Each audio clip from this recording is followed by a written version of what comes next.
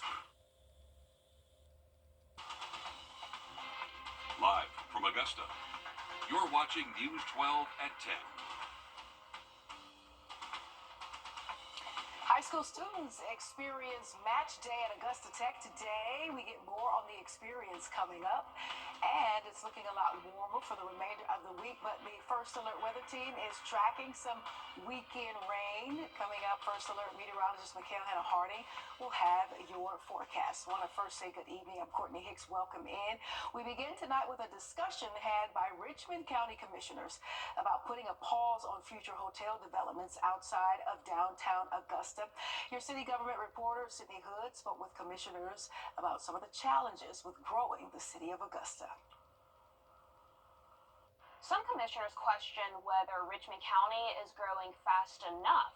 And when it comes to single-family homes, Mayor Garnett Johnson says compared to neighboring counties, Augusta is being outpaced. Growth in Augusta, we report on it often. Hundreds of units are in their final phases. This is the Lennox apartment development going on in the Laney Walker area. The demand for new apartments and lofts in Augusta is high. And that's not the only affordable housing project in the works right now in Augusta. The cranes are at work, but some city leaders I do have a concern at the number of apartment complexes that are coming throughout our county. are ready to call a timeout. I believe strongly that this potential moratorium will give us an opportunity to kind of reassess where we are, to create opportunities to have a discussion, especially with our planning and development department, about how we can create a more efficient process to create more single-family residents. This moratorium would not apply to downtown apartments. Whenever we get to a point where we're creating more apartment complexes, more apartment dwellers than we are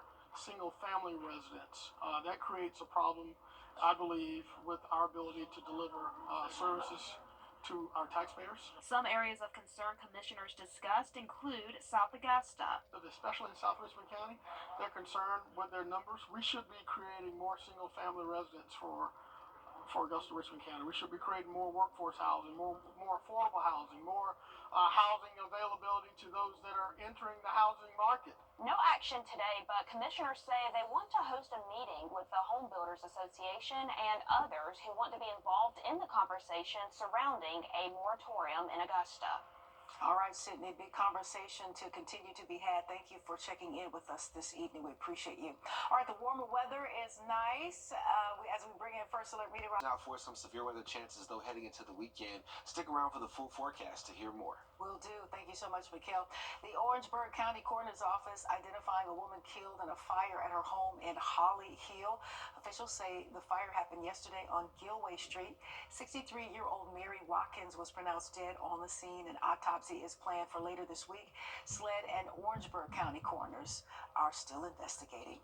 And SLED has charged a former Saluda County employee with breach of trust and misconduct while in office. Investigators say 31-year-old Kayla Berry faces charges stemming from her time as an employee with the Saluda County Tax Auditor's Office. Now, the warrants state Berry cost the county about $6,000 in fraud changes to various tax bills. And over at Augusta Tech today, it was Match Day for high school seniors. Match Day is a part of a Georgia initiative in the state that pairs high school seniors with colleges in Georgia. Leaders say most attendees were matched with Augusta University through the match service. The day also served as a campus visit, as well as helping students to connect with resources and create more connections on campus. A lot of love in the building, man, and a lot of future Cougars we have, because our mascot is the Cougar, so there's a lot of love in the building. You've seen a lot of smiling faces because they had a lot to see a lot of resources that we have here. So there's a lot of love, and people are eager to start in the fall. And for any interested seniors this month, application fees are waived at Augusta Tech, and there is another match day expected to happen in the fall.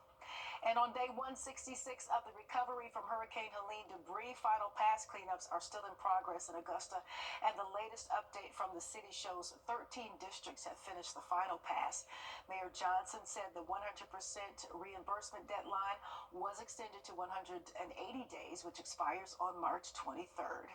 And currently, City of Augusta says 23 districts, including Blythe, have not been completed just yet.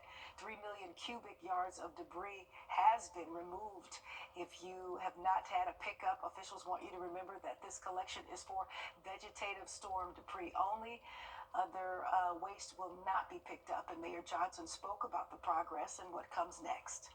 We're looking forward to moving on to the next stage of recovery, which means the construction and demolition debris, and PPDR, which stands for private property debris removal. We still have some residents that have leaning trees in their backyards, hazardous trees on their properties, and the next stage of cleanup certainly involves those categories. And Mayor Johnson also thanked Governor Kemp for hearing about how the state of Georgia can assist Augusta after meeting with him yesterday at the state capitol. And the Boys and Girls Club of Greater Augusta got a big surprise today from Comcast as a part of the company's Day of Giving back in the wake of Hurricane Helene. Take a look. How about every student here today? Let's show them. Let's give them the laptop. Congratulations.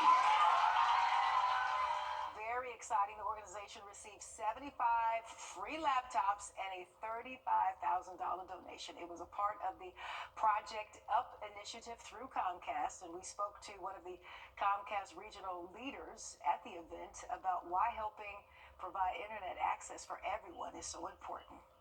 Because there's not much you can do in life without great connection and great Wi-Fi and being digitally literate. Digital literacy and closing that digital divide is critical, and we've always been supportive of that. Comcast is still looking to help the community by helping other Boys and Girls Clubs as well. And we have an update on the progress of the North Augusta baseball and softball fields currently under construction. At tonight's Aiken County Public School District meeting, leaders said it's expected to be finished by April 26th for the season. North Augusta is expected to play at Riverview Park this year and then move to their new sports complex next year as the grass finishes growing.